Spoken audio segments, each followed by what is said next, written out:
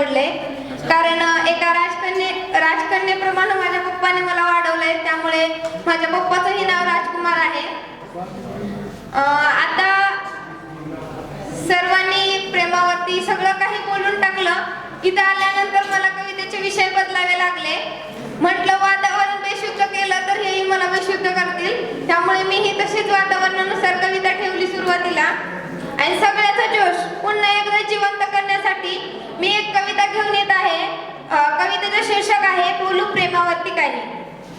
ही मैत्रिणीचं तिच्या बोलण्याचं निरीक्षण करून त्या कवितेवर मी म्हणजे तिच्या बोलण्यावरती मी कविता केलेली आहे.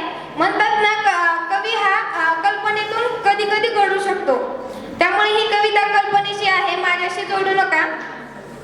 कवितेचे शीर्षक बोलू प्रेमावरती काही. सहज मला एक आवाज आला, कविता लिहित आहे. इथे प्रत्येक 15 मिनिटाला एक निर्भय रस्त्यावरती कणत आहे.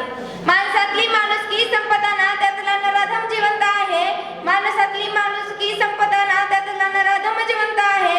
आणि लचके तिचे तोड नराधम अजून जिवंत आहे. नराधम अजून जिवंत आहे. जणू सरकारची कानं बदली झाली आहेत. जणू सरकारची कानं बदली झाली आहेत.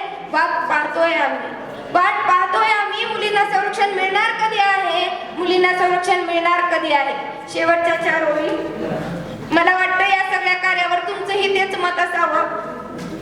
नराधमांना द्या आमच्या हाती, नराधमांना द्या आमच्या हाती. दाखवतो त्यांनाही प्रत्येक नारी काय आहे, प्रत्येक नारी काय आहे.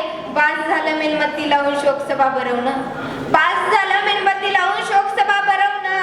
त्या नराधमांना भरच वाटत फाशी देणं आणि गरम चळीने चटके देणं हीच योग्य राय आहे, हीच योग्य राय आहे. व्यासपीठाने मला इथं